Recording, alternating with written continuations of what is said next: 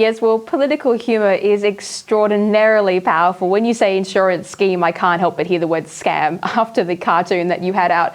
There's one scene where you had Adam banned pillaging a body for cash until you shoot him off, and I have never seen a clearer representation of the hated death taxes than that. But I want to show our viewers a quick clip from a recent episode.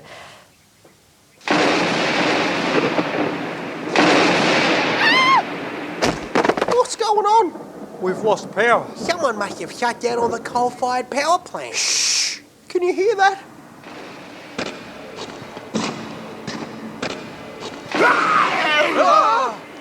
Oh, look, it's my best friend, Adam Baird. No, he's infected. Pfft, with what? The woke mind virus.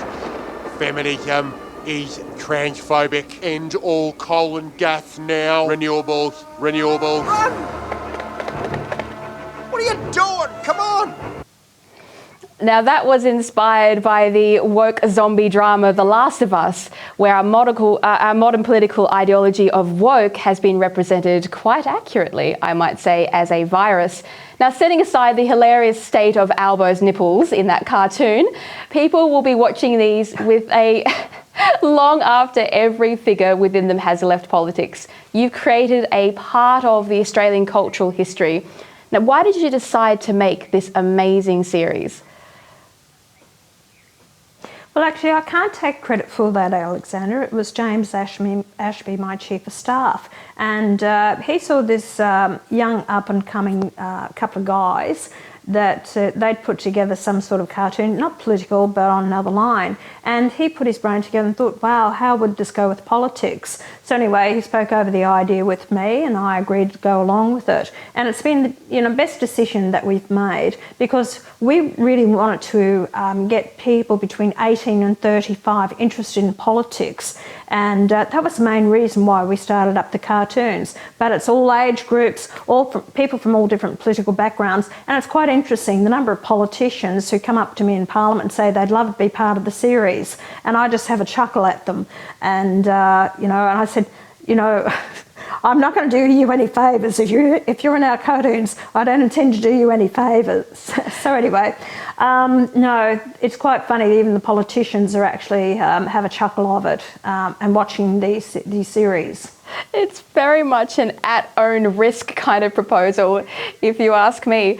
But do you think that we need to start laughing at the idiocy of woke? Because one of the first things that dictators do is they outlaw humour. You can't laugh. But laughter is extraordinarily powerful.